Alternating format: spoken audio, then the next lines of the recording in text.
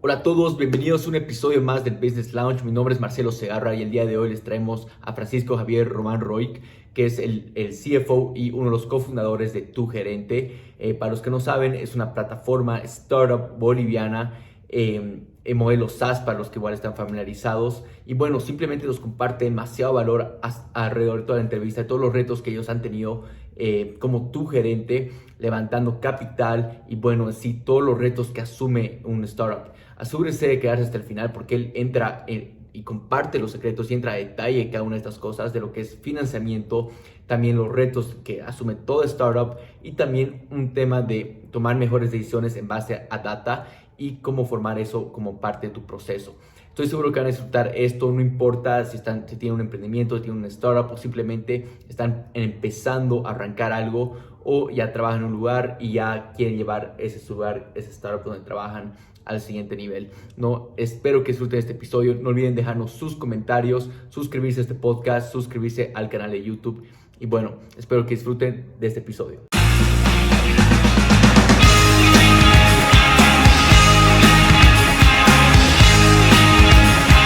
Hola a todos, bienvenidos a un episodio más del Business Lounge. El día de hoy les traemos un invitado especial. Su nombre es Javier Román Roy. ¿Cómo estás, Javier? ¿Cómo te encuentras el día de hoy? Muy bien, Marcelo. Gracias por la invitación. Un gusto estar en tu podcast. No, más bien gracias a ti por tomarte un par de segundos, Javier. Y bueno, quisiera poner un poco en contexto a la audiencia de lo que haces, ¿no?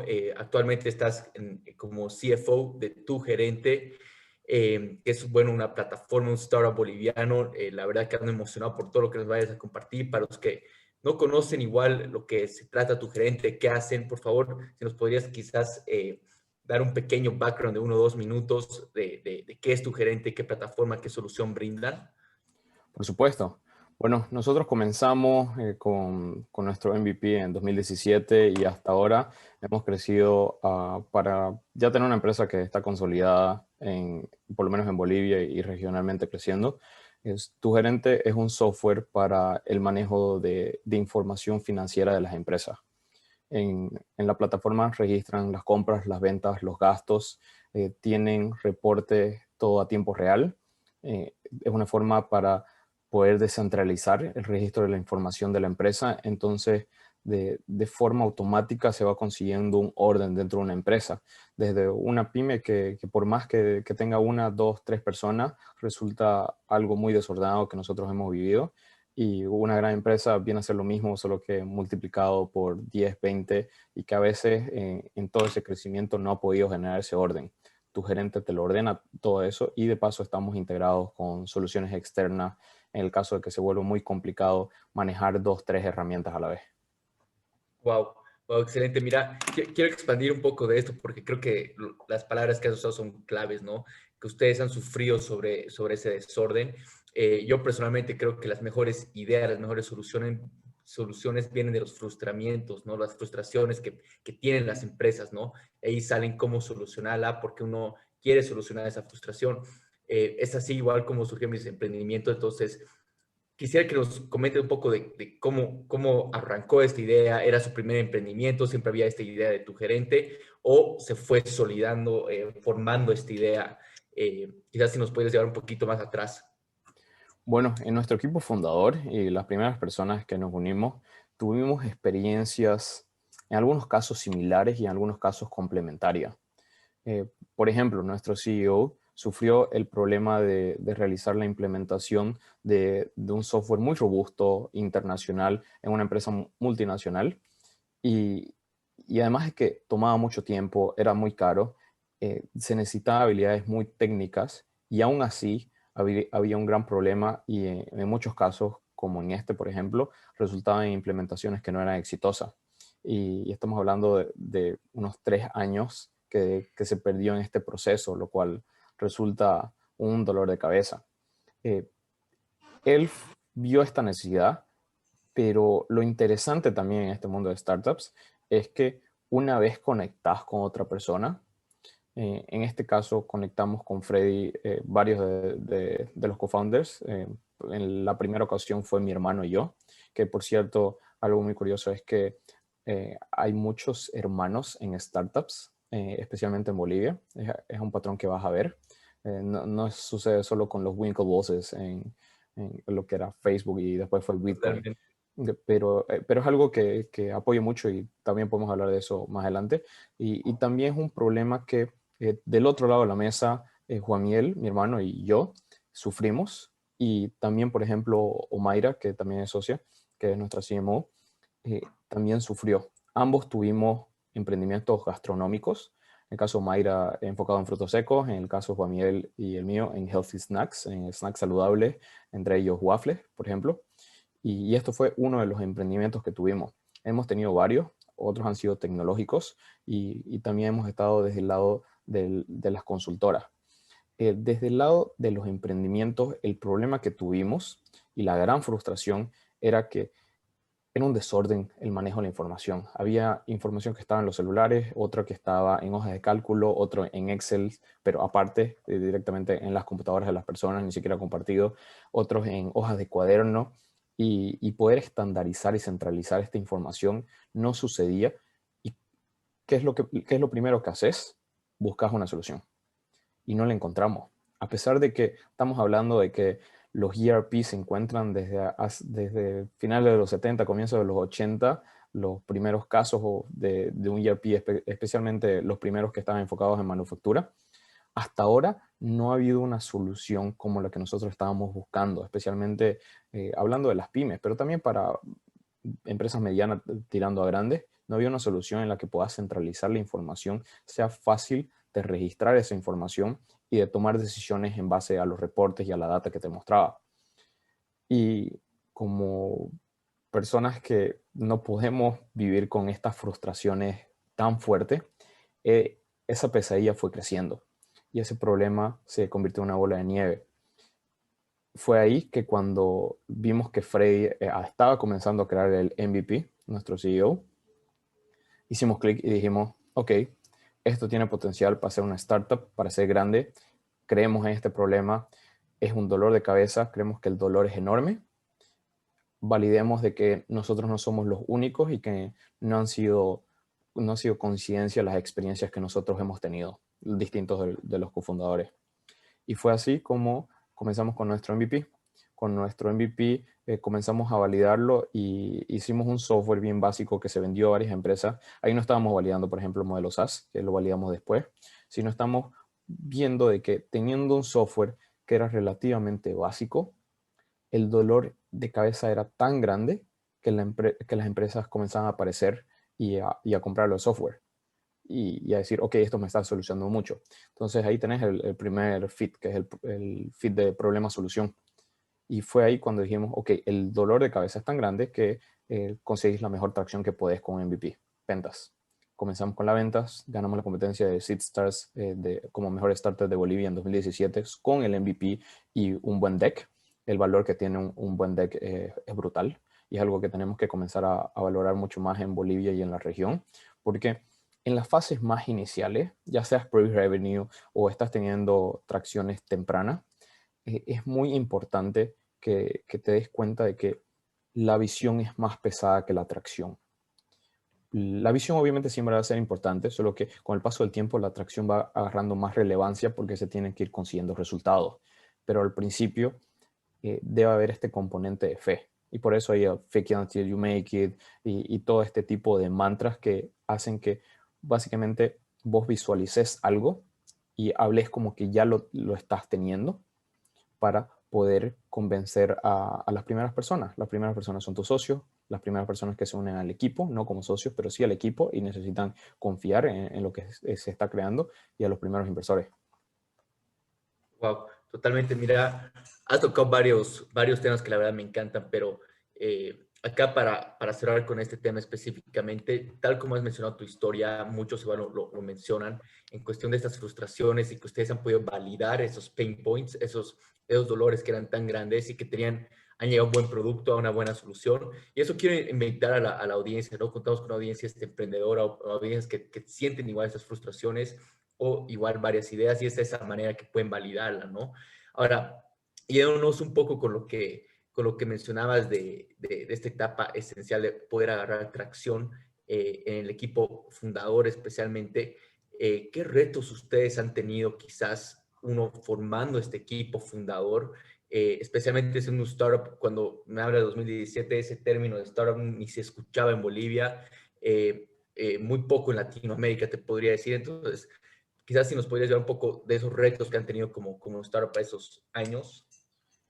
Ahí tengo una historia divertida, ahora te la cuento, pero primero te quería mencionar de que lo que estaba diciendo, los pain points, los dolores tienen que ser grandes, lo suficientemente grandes. Y es por eso que cuando creas una startup, una de las cosas que te enseñan en las aceleradoras o los distintos mentores, personas que ya han pasado por este camino, te dicen, es un problema que vale la pena resolver. No te están preguntando si es un problema o no, porque existen muchos Ujú. problemas. Y algo que he visto que es recurrente, por ejemplo, en distintas startups, es que encuentran soluciones a problemas pequeños que existen, que lo pueden tener muchas personas, pero no son lo suficientemente fuertes como para que valga la pena crear una solución. Por lo tanto, nunca va a haber esa atracción o ese crecimiento. Eso es súper importante. Ahora, Totalmente, totalmente. la historia que te quería contar. En nuestro primer levantamiento de capital, nosotros directamente asumimos, eh, después de nuestra primera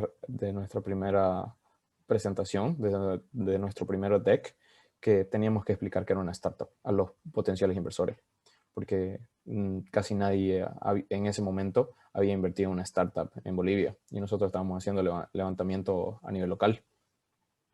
Por lo tanto, Totalmente. en lugar de presentar nuestro deck, hacíamos dos presentaciones y las uníamos. Primero hacíamos una presentación lo más didáctica posible, en el cual explicábamos lo más básico que era una startup y qué se valoraba, especialmente en las fases iniciales, y después presentábamos nuestra startup. Entonces, primero teníamos que trabajar en esta evangelización y esta educación desde el lado de un inversionista y que se busca una inversión en una startup para después presentar eso. Y ahí sucede lo que te dicen todos. Presentabas a más de 50 y casi todos te dicen que no, con tal de que unos cuantos te digan que sí y consigas el capital suficiente para comenzar a ejecutar la solución a una escala lo suficientemente grande para esta fase, estás del otro lado. Y eso Ujú. fue lo que nosotros trabajamos bastante bien.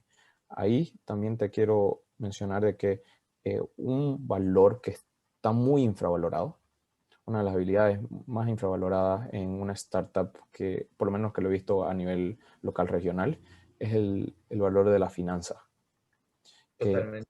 Ujú. la gente piensa que finanzas es saber finanzas corporativas y saber contabilidad. No, tenés que saber finanzas de startup y cómo funciona la dinámica de los números y especialmente el levantamiento de capital.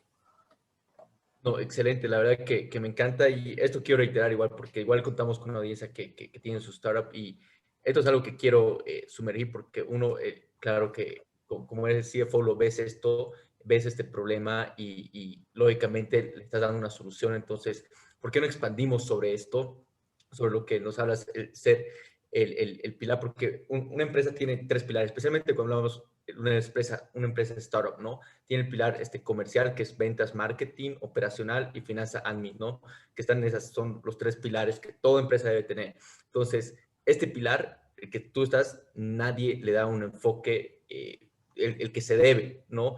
Todo está en el enfoque comercial. Sin embargo, es un pilar por algo, ¿no? Es como un triángulo que tiene que estar sólido. Entonces, quisiera expandir ya sobre eso. Totalmente. Y eso es una pregunta que es muy válida y no entra a discusión. La gente piensa que el producto es lo más importante, que hacer la producción es lo más importante. Yo no estoy diciendo que no sea lo más importante, simplemente creo que es muy equiparable cada una de estos tres pilares.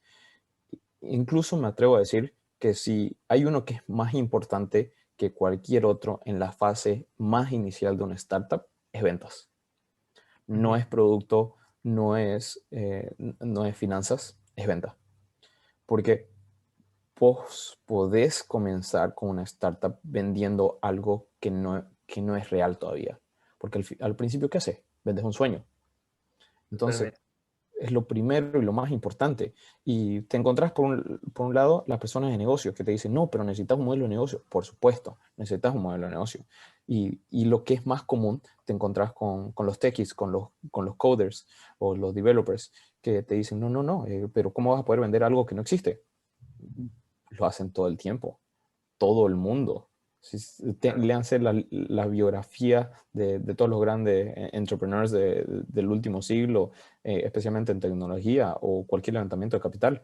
O sea, las primeras rondas se levantan con ideas y un poco más. Y una vez has tenido experiencias previas, solo necesitas levantarlo con un deck. No necesitas tener ningún producto para levantar, inclusive rondas bastante grandes. Mira, bien, quisiera un poco agregar a lo que has comentado, porque las has dado nuevamente en el clavo con esto y es algo que la audiencia debe considerar, ¿no? Cuando tiene una idea, estoy totalmente de acuerdo con esto, ¿no? Porque es la parte es ventas, más que ventas, cuando estás entrando en todo este mundo de poder levantar capital, yo personalmente no lo he hecho, pero convivo con gente que lo ha hecho, ha levantado mucho dinero, ¿no? Y tiene ideas increíbles.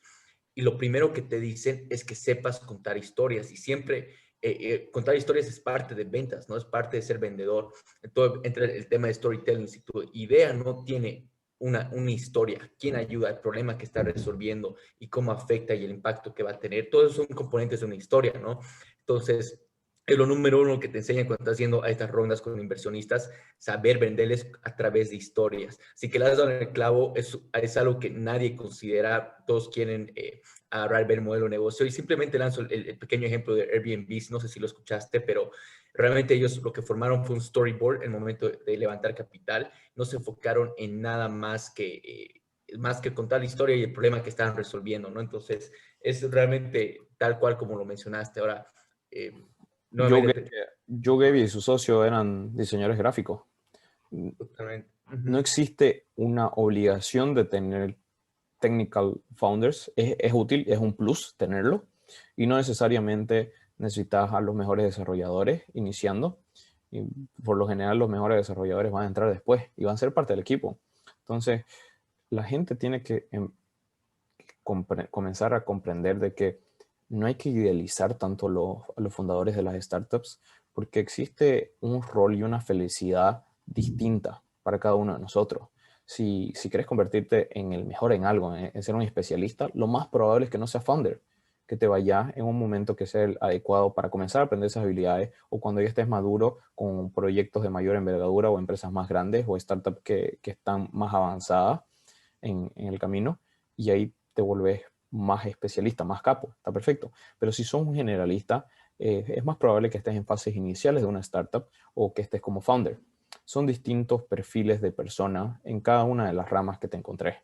Y hay ramas que son muy, muy específicas que el cual le puedes sacar el jugo, porque estás hablando, por ejemplo, de los dos diseñadores gráficos de Airbnb y son personas que no están haciendo diseño gráfico para generar valor a Airbnb, no, están con su perfil de generalista ahí. Ese es el sombrero con el cual se encuentran y ese es el sombrero que tenés que trabajar, porque al principio, en las fases iniciales, yo tenía que vender, yo tenía que participar en distintos otros procesos que no eran el área donde tenía mayor expertise. Y algo muy relacionado es, ok, tenés que tener la parte legal cerrada y la parte legal es inseparable de la parte financiera. No podés ver la parte legal sin la parte financiera.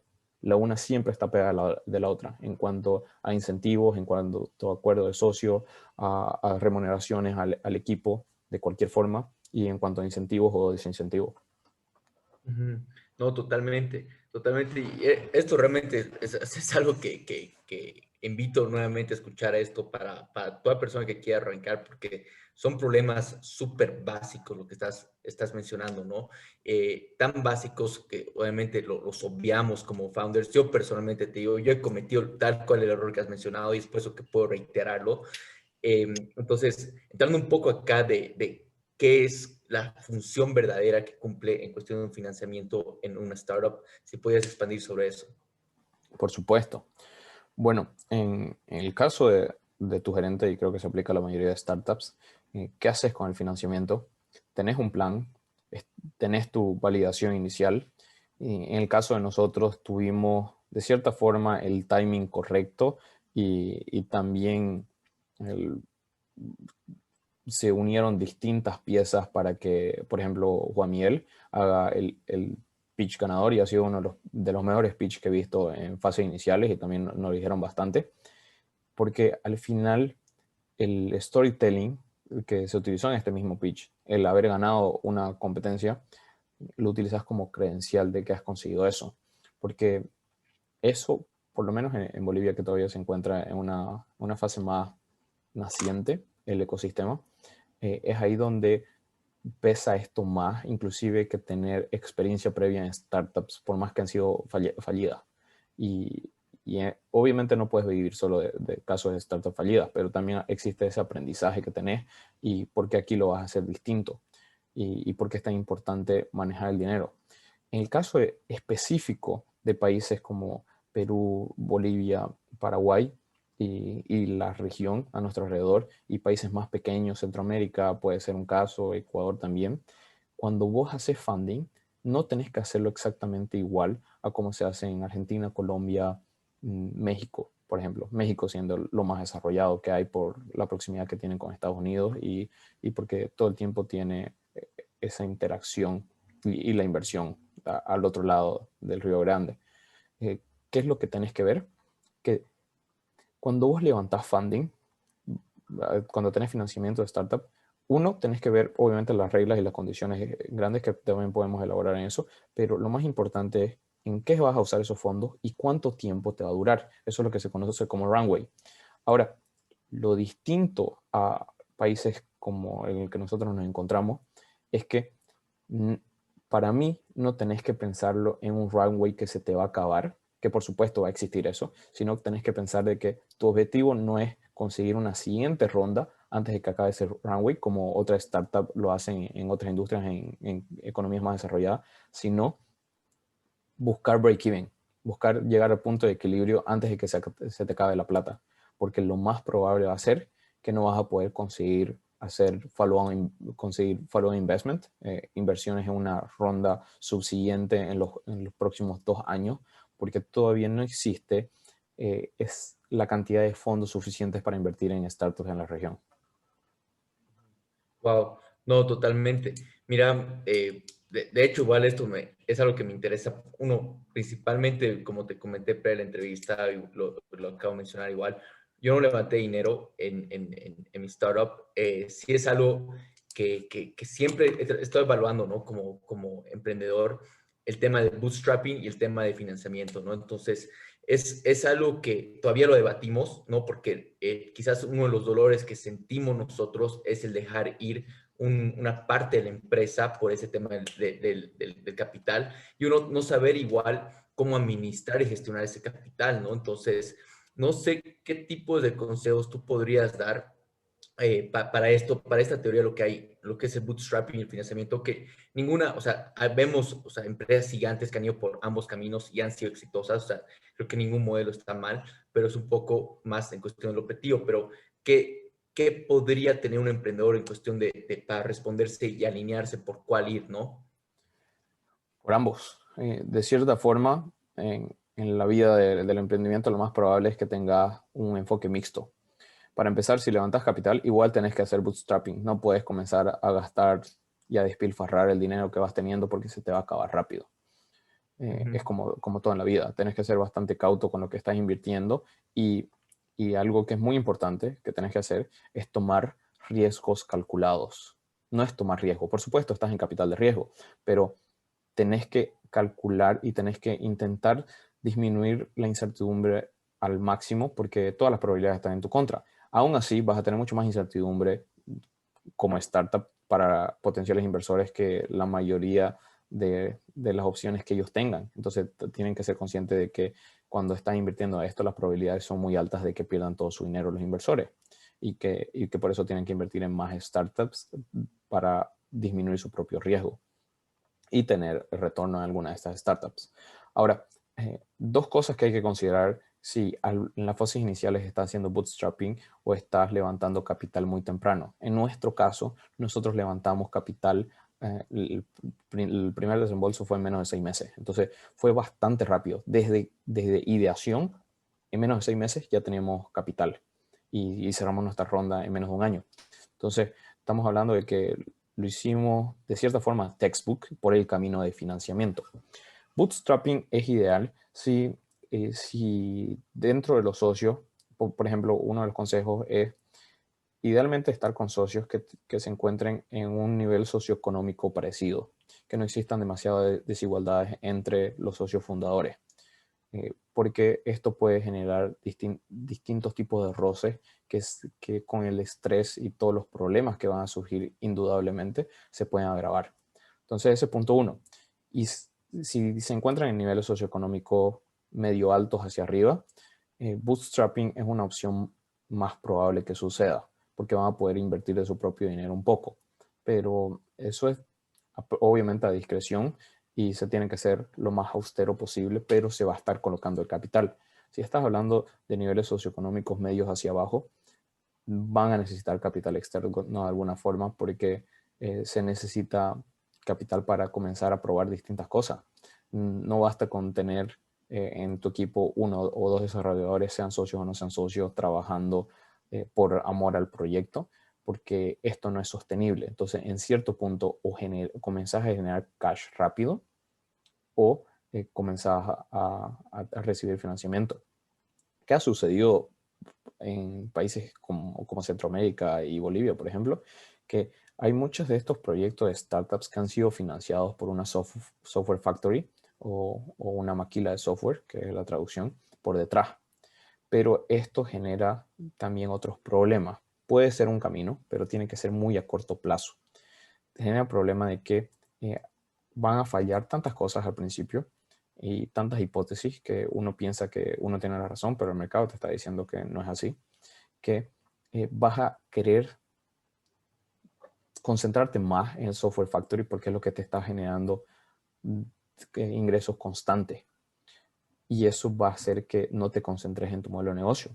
Y lo recomendable es que te metas a full en tu startup, que dejes de trabajar en otro lugar y estés 100% metido en eso. Eso es algo que en Tu Gerente nosotros lo hicimos y no aceptamos que nadie esté con proyectos laterales. Y si está en proyectos laterales es muy lateral y no le ocupa tiempo. Es como que esto es tu trabajo full time y en esto tenés que enfocarte. Totalmente, mira, esto quiero de nuevo reiterarlo y todo lo que mencionas es algo que yo lo he vivido, ¿no? Y por eso es algo igual que me encanta lo que estás compartiendo, porque son cosas que estamos hablando, que son cosas que uno lo hemos practicado o cosas que lo has vivido y no son cosas de teoría de libros, ¿no? Entonces, acá yéndonos específicamente, un poco comentándote de nuestro caso, del tema de bootstrapping, uno no, sí hemos podido ver ese tema de que es esencial. Uno, o sea, cuando estás haciendo bootstrap, tú cuidas cada centavo, ¿no? Tú cuidas cada centavo y es la gran diferencia que comparado a personas que, porque los errores más comunes que ves en emprendimientos que han levantado capital es que desperdician y tienen overhiring, o sea, sobrecontratan, gastan mucho más en tecnología, o sea, no cuidan y no valoran cada centavo, que son errores comunes en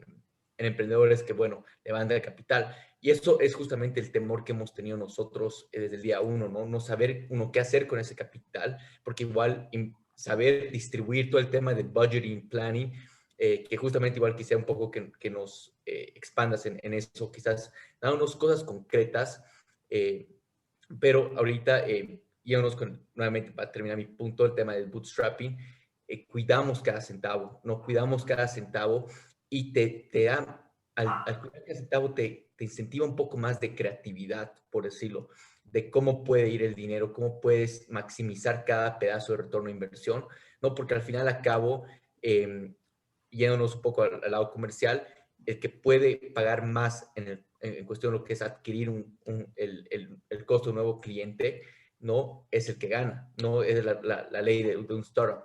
Entonces, yéndonos con esto, ¿qué tips darías tú? Quizás en cuestión de startups, quizás en cuestión de una manera hasta personal, porque uno tiene que saber manejar sus finanzas igual personales, ¿no? En cuestión para poder manejar luego una empresa igual. ¿Qué tips darías tú en cuestión de lo que es budgeting, tanto para una startup, una empresa? ¿Cómo ellos pueden estar conscientes de si están invirtiendo en el lugar correcto? ¿Y qué errores más comunes quizás igual ves, ¿no? Que quizás en base a eso pueden ser tus consejos. Dos consejos muy claros, uno en cuanto a presupuestos y manejo de dinero y otro en cuanto a este mismo punto, pero también incluyendo toma de decisiones, que hemos hecho nosotros y nos ha funcionado bastante. Una de las cosas que más nos ha funcionado es que hemos separado el rol de un CEO y un CFO. Y si no tenés un CFO, puede ser otra persona dentro de la organización. ¿Qué hace, por ejemplo, un CFO? Un CFO trae dinero, levanta el capital. A veces puede ser el CEO. Entonces hay que pensar bien eso y cuál va a ser el rol. Pero al final necesitas una persona que traiga el capital y una persona que lo ejecute. No es la misma. A veces se confunde que un CFO es el finanza. Tienes que manejar todos los números financieros de la empresa. No, no es así. El- la principal responsabilidad del CFO es generar financiamiento. Si estás obviamente haciendo levantamiento de capital y no estás haciendo bootstrapping. Si estás haciendo bootstrapping, ahí necesitas buscar otro tipo de ingresos que por lo general va a ser por venta. Ahora, si tenés este balance entre un CFO y entre un CEO, tenés un buen complemento de personalidades, porque uno va a fiscalizar al otro respecto a, ok, yo estoy viendo lo de afuera, cómo está sucediendo. Obviamente voy a apoyar a la otra persona, pero no soy juez y parte de cómo se trae el dinero y cómo se ejecuta ese mismo dinero. El otro consejo que nosotros hacemos, y está basado en cultura popular, es la regla de la última persona. Ese es el nombre que nosotros le bautizamos, por si acaso, en la cual Ya. tenés un directorio, un mini directorio, el equipo que toma decisiones a nivel semanal, a nivel diario en la empresa, y vas tomando estas preguntas y estos problemas que van surgiendo, y todos opinan, ok, procedamos de esta forma. Nosotros implementamos una norma que, especialmente en los problemas más importantes, cuando algo igual parece muy obvio, y esto lo sacamos de una película, eh, mm, la última persona en hablar, o generalmente la que es mejor abogado del diablo, tiene el deber de oponerse. Por ejemplo, estás contratando a una persona en un puesto clave y todo dice, está ideal, todo tiene sentido. Bueno, esa persona, que puede ser la última a hablar o puede ser la que directamente definen como conductor designado, lo mismo, abogado del diablo designado, esta persona tiene el deber a oponerse y buscar problemas a esto. ¿Y por qué podrían estar equivocados cuando algo parece que obviamente es por ese camino? ¿Y qué estás haciendo con esto? Estás teniendo un plan de contingencia respecto a problemas que alguien no está viendo en caminos que parecen tan obvios, porque al principio te parece tan obvio porque estás en tantas cosas que no puedes concentrarte muy bien en un problema en específico. Totalmente, totalmente. Mira, eso, ¿cómo lo llaman? La La edición regla de la última persona. de la regla de la última persona. Increíble, la verdad. De hecho, es algo que, de cierta manera, es, creo que esencial en cuestión de tomas de decisiones, ¿no? Poder agarrar, ver y tomarlo en cuenta en un proceso, porque esto es igual es otro tema, y acá igual quisiera expandir, porque creo que es un poco de cómo se gira hoy en día, pero un problema número uno es que no hay un proceso de tomas de decisiones, ¿no? En las startups, bueno, en las empresas, que en realidad es igual, lo hemos sufrido, normalmente es el CEO que agarra y toma decisiones en base a lo que siente, su gut feeling, por decirlo, y no hay un proceso de tomas de decisiones. Y es justamente uno de los retos igual que nosotros hemos sufrido como startup y lo hemos aplicado, no solamente para nosotros, porque cuando hay un proceso, eso guía al resto del equipo a seguir ese proceso y tomar mejores decisiones. Y ahora, parte de este proyecto que nosotros tenemos está lo que mencionaba hace un rato en cuestión de data, ¿no? Y es una de las cosas que tu gerente hace, poder habilitar a las empresas, a las pymes, a tomar decisiones en base a data. Entonces, un poco girando a esto, ¿qué beneficios ves? Y eso podrías compartir con la audiencia en tomar decisiones en base a data. Y dos, ¿cómo está cambiando el rol del CFO en tomar decisiones en base a data? Porque esto igual es algo, bueno, no quisiera decir completamente nuevo, pero un cambio que han tenido en los recientes años los CFOs, igual, ¿no? En tomar decisiones en base a data. Entonces, ¿puedes expandir un poco acerca de todo esto? Por supuesto. Bueno, un CFO en una startup o una empresa que están haciendo, si es tradicional, viene a ser muy parecido como una empresa grande, en el cual se encarga de manejar los números internos y de la ejecución. En una startup se encarga de traer capital si estás haciendo levantamiento de capital. Entonces, uno tiene que ser consciente de que este rol va evolucionando. Yo con el tiempo voy a estar cada vez más metido en las finanzas internas y en la misma ejecución de cómo funciona eso, por más que yo no sea la persona que decida específicamente cómo se debe estar ejecutando esto. ¿Qué estamos cambiando, por ejemplo, con tu gerente? Estamos enfocándonos en, en que de forma progresiva haya un cambio en los hábitos de cómo se registra la información, que es muy importante. Es decir, que nuestros clientes tengan distintos usuarios y esos distintos usuarios vayan colocando la información según el perfil que le corresponda, en compras, en gastos, en ventas, en inventario, en producción, en lo que necesiten. Al colocar esta información, y de cierta forma es una decisión top-down en el cual los dueños o los gerentes de la empresa tienen que presionar para que esta información se registre, cambia todo. ¿Por qué? Porque al registrar esto, para empezar, la información está disponible, está a tiempo real. Por lo tanto, tenés distintos tipos de casos. Veamos, por ejemplo, un socio capitalista puso dinero en un bar y es uno de los socios, pero no está en la operativa del día a día. ¿Qué hace? Saca su celular, saca su computadora, se registra con su usuario de tu gerente y ve cómo está funcionando, cómo están los números, cómo está el flujo de caja. Eso genera confianza, por lo tanto, genera una, una relación más estrecha con las personas que están en la operativa, porque de cierta forma la fiscalización se quita la fricción que existe en ella. Y eso va mejorando obviamente el ambiente, la confianza en el equipo que se está ejecutando. Y si obviamente los resultados no están acompañando, igual aumenta la confianza. Obviamente existe la preocupación de por qué no están funcionando en el hipotético caso, pero aún así está la confianza porque existen los números. Cuando no están los números disponibles, cuando estás con los ojos vendados, es el peor tipo de desconfianza que puede haber, porque ahí puedes entrar en una espiral hacia abajo en la cual desconfíes de tus propios socios o de las personas que están adentro y estás buscando motivos más ulteriores, más oscuros. Y eso es un camino que no querés entrar.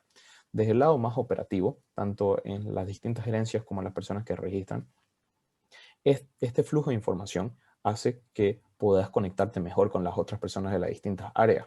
Que sepas, por ejemplo, que estás bajo en stock con este producto, porque obviamente ya se registró la venta y todo se mueve de una. Entonces, ya puedes estar tomando previsiones y te van llegando las alertas, pero por las responsabilidades que tenés con los distintos perfiles, vos te enfocás en que no estés fallando tu área. Y al final nos volvemos todos en lo que deseamos ser, en la figura de una empresa es un todo, en la cual el cuerpo se mueve de una forma organizada y no estamos todos jalando para un lado distinto. Y eso es lo que estás buscando. Entonces, tu gerente ayuda a alinear los intereses de todos los stakeholders en una organización. Respecto al rol de un CFO, respecto al rol de los mismos contadores, el principal objetivo con tu gerente es simplificarles la vida. Es hacer que no se pierda tanto tiempo en la operativa porque ya está registrada toda esta información. La factura están virtuales, son digitales. Es mucho más fácil de tener todos los reportes y la documentación guardada.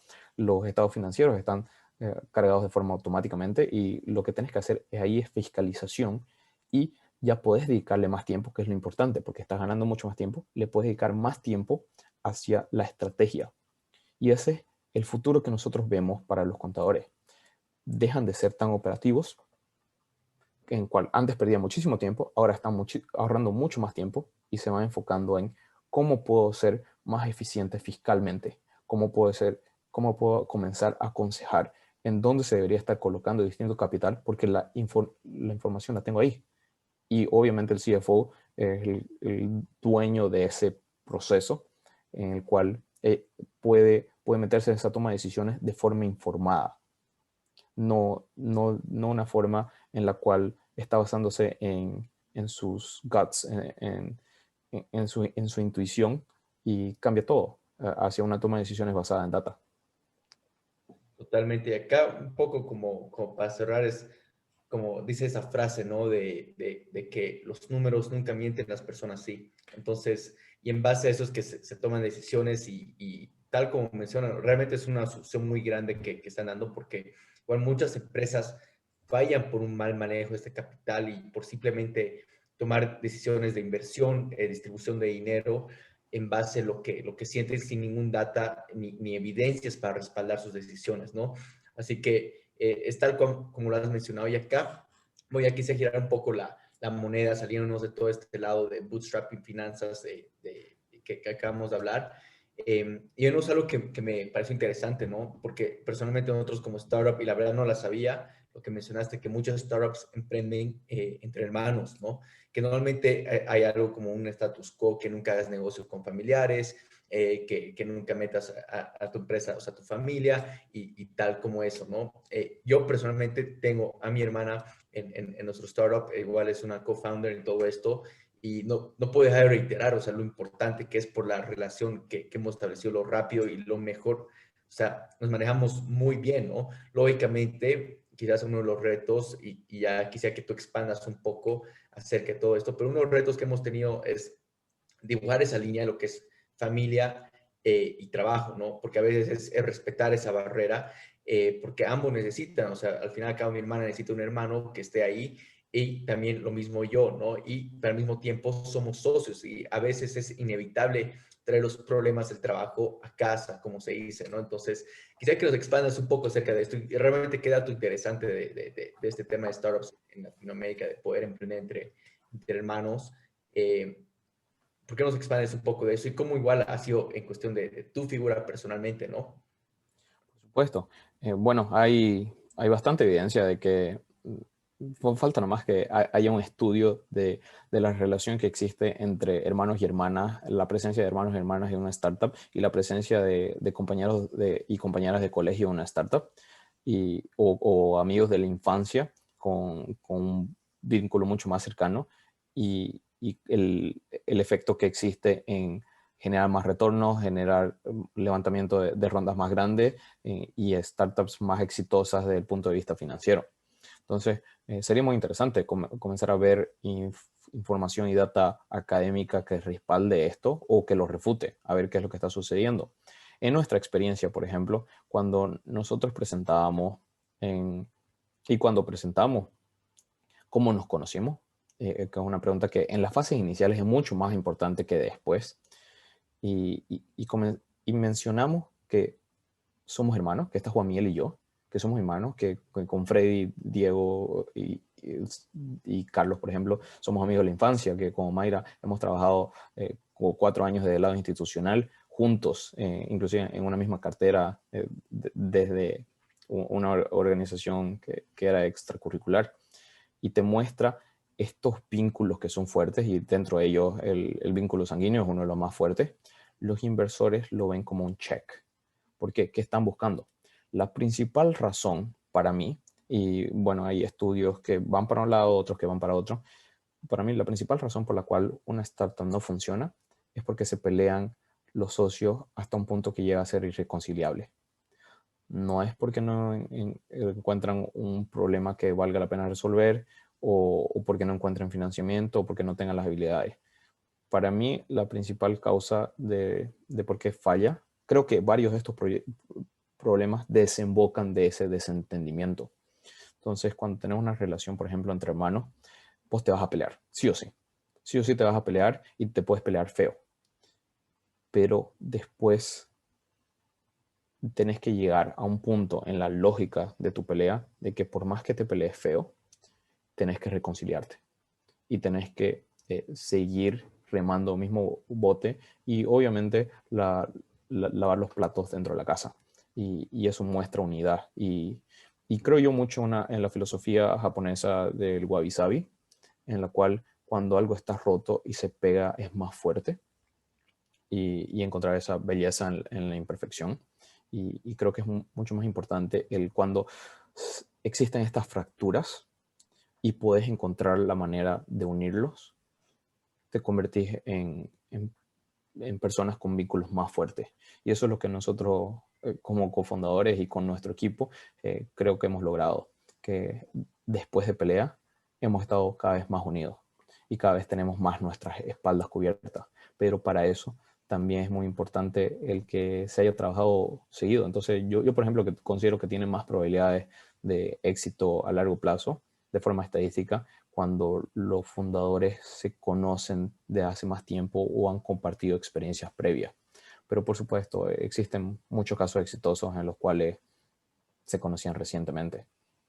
Totalmente. Mira, acá quiero agregar un poco porque es tal como lo has mencionado nuevamente y lo vivo, ¿no? En cuestión de las peleas, estar desacuerdo. Es más, yo creo que es esencial en una empresa estar desacuerdo para luego poder tomar mejores decisiones, ¿no? Cuando uno está de desacuerdo, ven otros problemas, ven otras alternativas y no solamente es decir, como decimos, yes, sir a todo, sino realmente poder agarrar y crear buenas soluciones. Ahora, en cuestión de específicamente con los hermanos, se forma esta relación y esta confianza ya de entrada, o sea, la confianza ya hay de que ese tu socio te va a llevar al siguiente nivel. Y es tal como has mencionado, de que, o sea, vemos empresas familiares, vemos no solamente igual startups, empresas de familiares de hace años que han llegado a ser tan grandes justamente por esto, por involucrar a la familia, por involucrar a gente que tienen una historia ya, o sea, antecedentes, ¿no? Entonces, realmente puedo reiterar eso y invito a la audiencia a fijarse, poder evaluar. Lo más importante es, uno, ser socios complementarios, por más que sean hermanos, ¿no? Que se puedan complementar, que creo que es algo, un factor esencial. Y dos, el tema de alinear las visiones, porque estas peleas son un tema de no alinear visiones. Y este tema de alinear visiones es algo constante, no solamente con socios, sino realmente igual con equipo fundador, que creo que igual es un tema de startups. Entonces, no sé si quisiéramos quisieras expandir un poco sobre este tema porque ustedes previa a la entrevista me comentabas un poco de cuántas personas manejan y realmente, bueno, ya más que ser una startup de pocas personas, solamente el equipo fundador, ya tienen todo un equipo por detrás y la importancia de poder alinear este tema de la visión, no solamente en cuestión de los socios, sino realmente en cuestión del resto del equipo. Entonces, ¿podrías expandirnos un poco acerca de eso, cómo lo hacen en cuestión de la parte de recursos humanos, capital humano?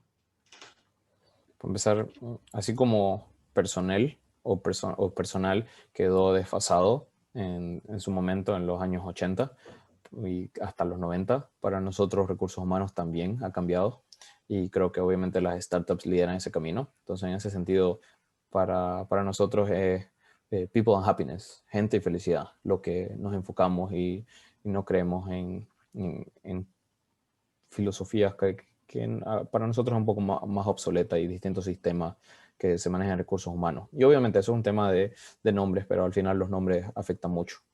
Bueno, en el tema de familia, y esto va más allá de la familia, es un tema de qué pasa con las personas que están en las fases más iniciales de una startup, sean cofundadores o personas que están en el equipo, y este balance trabajo-familia, trabajo-vida social, en el cual nosotros vamos pensando. Esto es algo bastante más claro en empresas tradicionales, pero yo creo que no hay que tomar esa posición en una startup, porque si estás en una startup, estás en las fases iniciales, para que tengas más probabilidades de éxito y también disfrutes mucho más y estés más en paz con vos mismo, creo que es importante que lo mezcles, lo conviertas todo en uno, que vivas y respires la startup como también vivís y respirás con tu familia, con tu pareja, con el equipo que tenés.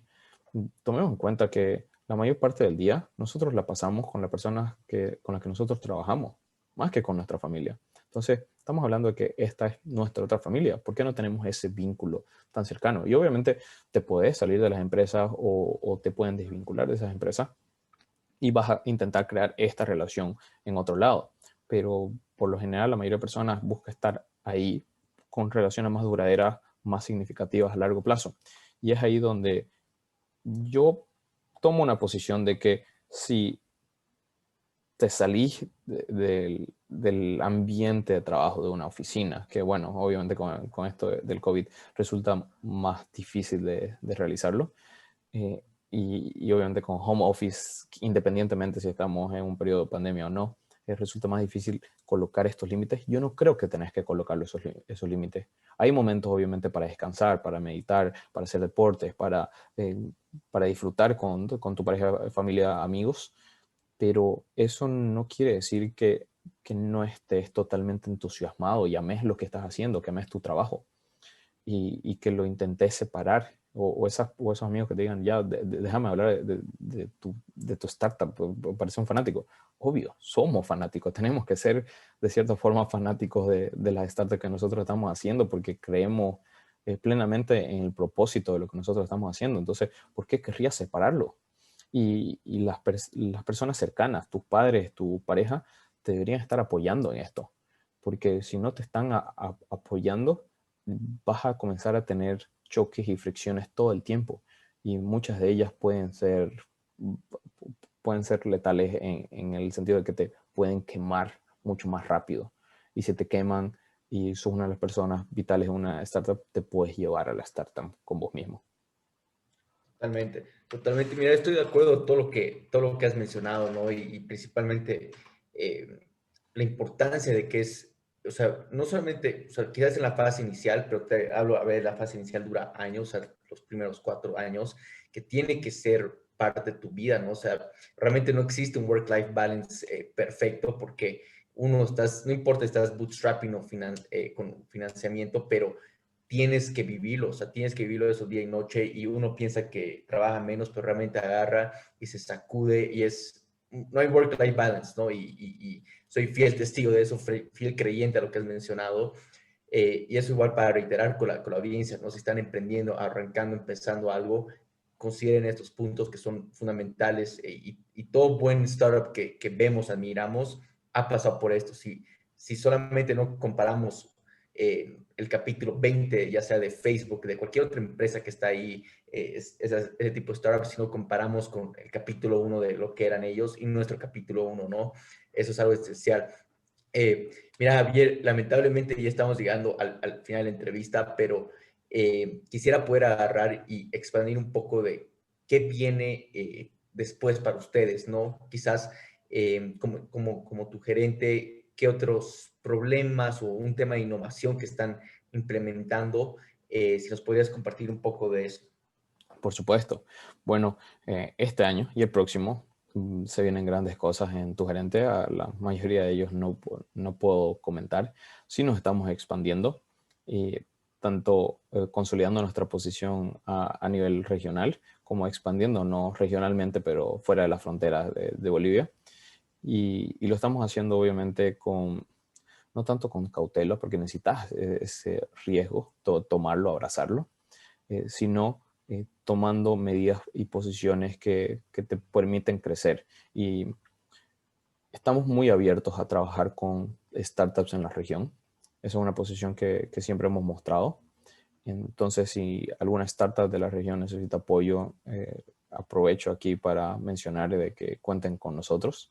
Y no somos la única startup que tiene esta posición. Existe una gran mentalidad colaborativa en la cual no se busca nada a cambio para conseguir eso. En algunos casos se van a realizar integraciones, en otros casos simplemente feedback o distintos consejos de personas que han pasado por ahí.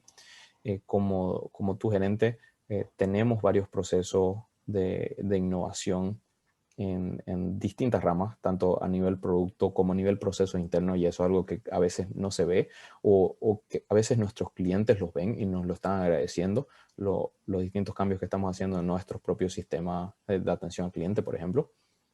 Y, y este año creemos que vamos a tener un gran impacto, especialmente en la segunda mitad del año, y eso va a ser visible.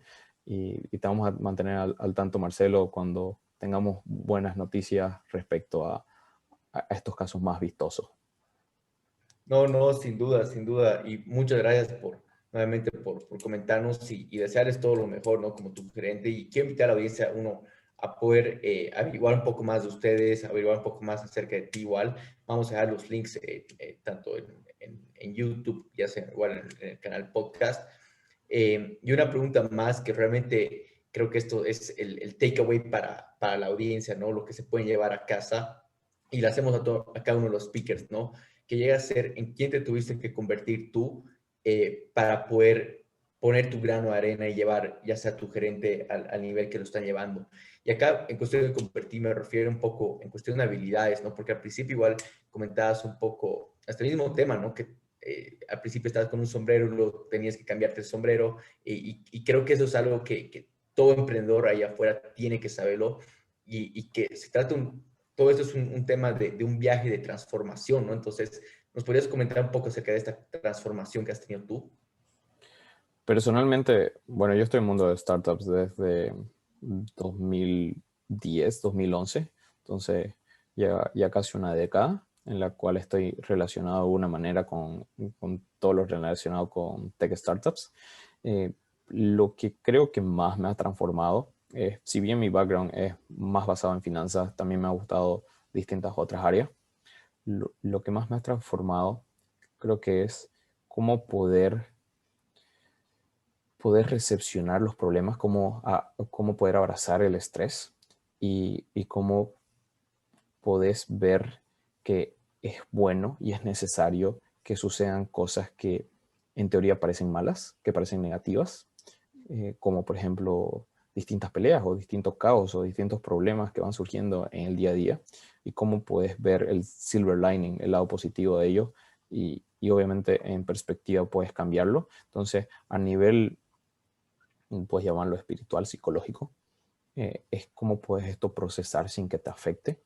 En los primeros casos, obviamente, ahí está el burnout y está la clásica frase de hay que salir de la zona de confort. Esto es algo que todos tenemos que vivir, y no es algo trillado, es algo que de verdad sucede, y la mayoría de personas, y hemos visto personas que decían que cuando se salían de la zona de confort se encontraban con tantos problemas porque no podían organizarse, todo era caos, tenían problemas, estaban cometiendo muchísimos errores que usualmente no cometían, y se sentían fuera del control de sí mismos, y muchos de ellos decían, no, no, no, es mentira, es puro teatro esto del mundo de las startups. Y todos estos problemas dicen que es una startup, que es así. Bueno, es así. La cosa es que la mayoría de personas, esto es lo que se conoce como la zona de miedo, no, no pueden avanzar de esa zona de miedo y se vuelven atrás. Entonces, a nivel espiritual, psicológico, es cómo puedes pasar eso. A nivel de habilidades técnicas, es trabajar en habilidades en T, en la cual no solo, con el paso del tiempo, no solo tenés que ser bueno en un área, sino tenés que ser bueno en varias áreas, inclusive áreas en las que alguno de tus socios sea bueno, pero vos poder capacitarte en eso. En nuestro caso, por ejemplo, yo no soy el único que hace presentaciones ante inversores. Cuatro de nosotros realizan presentaciones a inversores. Cada uno obviamente pone su propia pizca, su propia salsa especial de cómo lo hace, pero es algo en lo que tenemos, por ejemplo, flexibilidad y oratorio, una de las habilidades. Inglés no ha habido problema porque lo practiqué y lo aprendí bastante rápido desde chicos, y es una de las cosas que estoy agradecido con mi padre. Pero sí, por supuesto, el aprender más de cada una de las áreas, estar en constante comunicación y aprender a discutir. Discutir no es malo. El que eso desemboque en peleas innecesarias sí es malo, pero discutir es un paso sano hacia encontrar la resolución de problemas. Wow. Mira, de hecho, puedo estar totalmente de acuerdo con cada una de las cosas que has mencionado nuevamente. Y te quiero agradecer, Javier, por haberte dado este tiempo para compartir. Me hubiera encantado entrar a detalle de otras cosas, pero ya te vamos a tener pronto nuevamente ya sea en el programa para que nos puedas seguir compartiendo, y estar al tanto un poco más de tu gerente, ¿no? Que es realmente un orgullo de Startup Boliviana. Así que nuevamente gracias por tu tiempo. Gracias vos, Marcelo. Me parece increíble lo que estás haciendo, cómo un grupo de personas está creciendo y cambiando la realidad de nuestro país.